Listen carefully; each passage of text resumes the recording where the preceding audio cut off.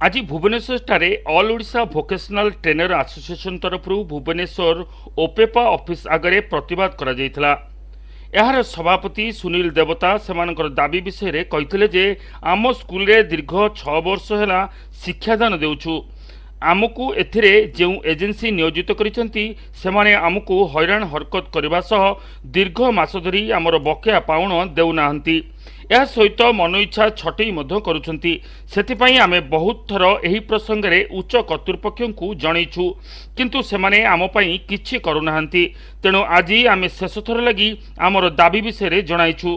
जदि एथर कौनसी लिखित प्रतिश्रुति न मिले तेबे आगामी दिन में मास्टर कैंटीन विराट आंदोलन हेबा सहित आगामी मैट्रिक खाता मूल्यांकन वर्जन करिवु बोली एओभिटीए रो सभापति सुनील देवता सरकार को चेतावनी देइछंती।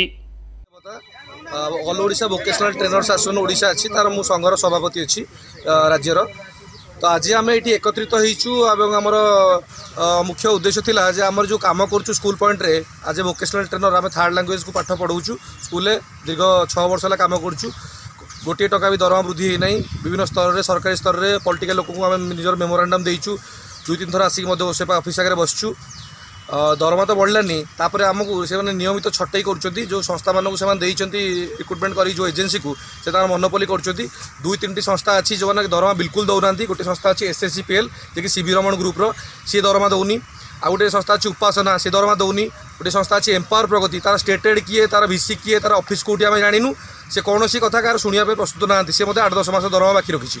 तो प्रथम आमर दाबी थिला जो बाकिया दरमा जो दौना कौन कार्यानुष्ठान होनी। तेणु तुरंत बरखास्त कर विदा करूँ एग्रीमेंट को कैंसिल करूँ। जो नुआ कंपनी जार फाइनेंशियल कंडीशन भल अच्छी दिंतु। ए निकट अतीत में से गोटे ओरिजिनल गोटे कंपनी थी टर्मिनेट कर दुईटे भल कंपनी देले।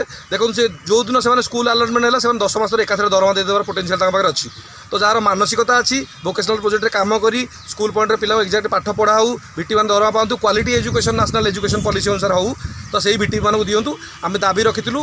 आज deputy director madam assistant director सार को देखा करूँ। एसपीडी सार नॉलेज कथा अच्छी आमर कथा को से कहते आम लिखित आकार दिंतु। आम दृढ़ कार्यानुष्ठान नहीं मिड टर्म में टर्मिनेट करूँ एग्रीमेंट। भुवनेश्वर विश्वजीत दास को रिपोर्ट।